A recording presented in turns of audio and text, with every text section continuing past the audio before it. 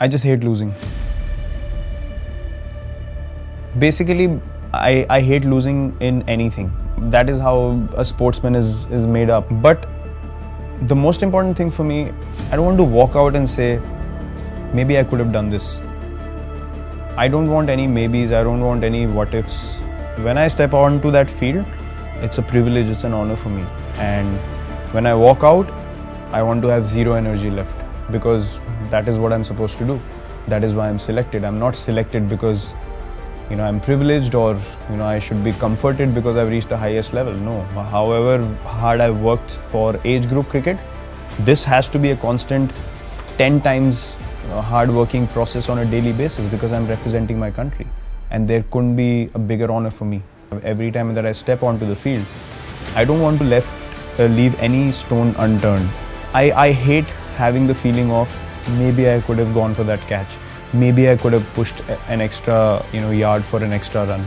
I somehow can't process. So I'm actually always trying to avoid that feeling, and that's why I go along about my work in a crazy manner, where I just have to put all my effort into every ball that I play, field, or I'm a part of. When you go out there and play, you get 100. It's not by chance. You need to understand from ball 1 to 90 or 100, how many ever balls you play, or test matches you play a lot more. What were you doing for all those deliveries so you can repeat it? That's consistency for me. It's not easy. If you ask me, do I get affected by failure? Yes, I do. Everyone does. I'm human at the end of the day. So it's difficult to process failure at such a big stage. But also you have to understand that, I totally believe in the fact that what's meant to be for you will happen. We were working as hard as we could. All we can do is work hard and put in our best effort. As long as your intent is right, your heart is in the right place, and you're going along the right path, and you're doing things with the right intent, that's all you can do. Success and failure is a part of everything that we do in life, whether it's sport, whether it's in daily life, whether you lose someone close to you, whether it's a problem in your job, anything. It is the truth of life, and you need to be able to accept both with grace. That's the thing that I've learned. You can't go gung-ho when you succeed. You can't say, oh, I'm the king of the world, or we are invincible now. And when you fail, you can't beat yourself down so much that you can't get up again. So I think you need to feel the hurt. You need to feel, where could I have done things differently? I think failure is a great way, or a great opportunity, to analyze what went wrong and to improve on those mistakes, because at the end of the day, cricket is all about that. When you make a mistake while batting, you want to improve it the next time you walk out to play. Or if you play a false shot and you haven't gotten out, you want to improve it the next ball. And I think life is all about that. It's about making mistakes on a regular basis, but having the courage and the acceptance and the clarity to say, okay, I have made a mistake. I'm not going to be egoistic about it. I'm going to lay it down, understand what happened, improve on it, and walk forward. We want to give our best effort possible, but if you focus on things which are only based on success and numbers and results, I don't think you can enjoy the process.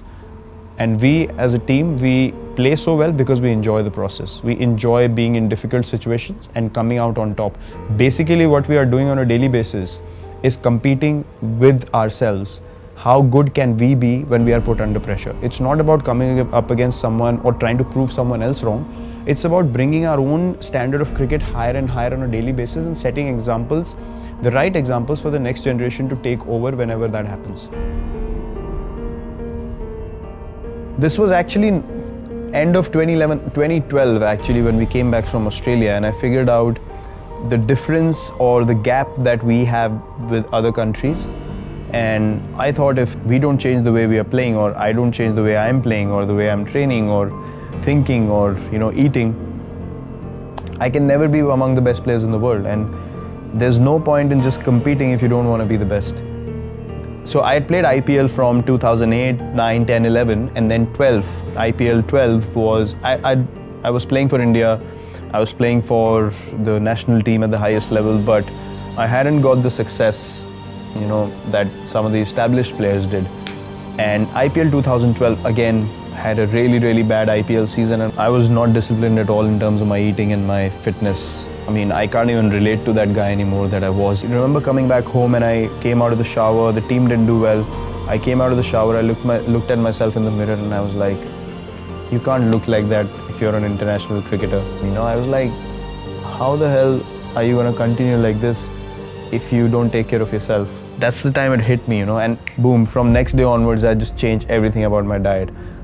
Hitting the gym 2 hours a day, just taking a day off in a week, eating proper lean food. I got away from all kinds of junk. I did not have a cheat day at all, and within 8 to 10 months I lost about 6 or 7 kgs, and then from then on it became such an addiction because I saw the results on the field. I felt quicker, I felt lighter, felt more focused, and then I was like, man, this is the path I want to walk. So everything became a learning process for me, and I kept learning and learning and learning, and now I have a total understanding of my physique because I want to maintain the standard that I'm playing at now till the time I finish.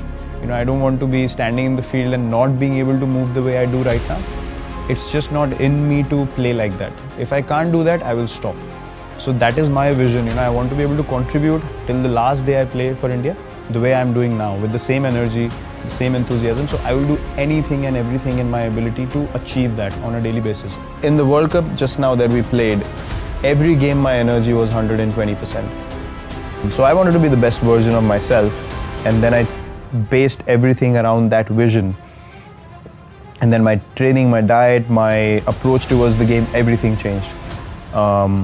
And I know that I wasn't the most skilled sports person when I came in, but the only thing that's been constant is working hard on myself and my game. And that was the time I realized, well, if the Indian team has to be the best team in the world, we need to go ahead in a certain manner. I didn't feel that, you know, when I walked into play, there was any kind of fear or respect in the opposition corner. So I felt like I don't want to walk into the field thinking, or the opposition thinking, oh, this is just a pushover. Don't worry about this guy. He's going to do no damage to us, and he's just playing just like another player in the team and stuff. I wanted to make an impact. I knew that I have the ability to make my team win, and I wanted to be that version of myself where if I walk in, I wanted teams to think like, we need to get this guy out or else we're going to lose the game. So I thought if I can't have that impact on my team, then I'm not doing justice to, you know, where I am. And if I don't want to be that guy, there's something wrong in my head. Either I've accepted being, you know, lower than what I should be, or I just don't have enough drive in me. So I said I'm going to unlock my max potential and achieve what I should be.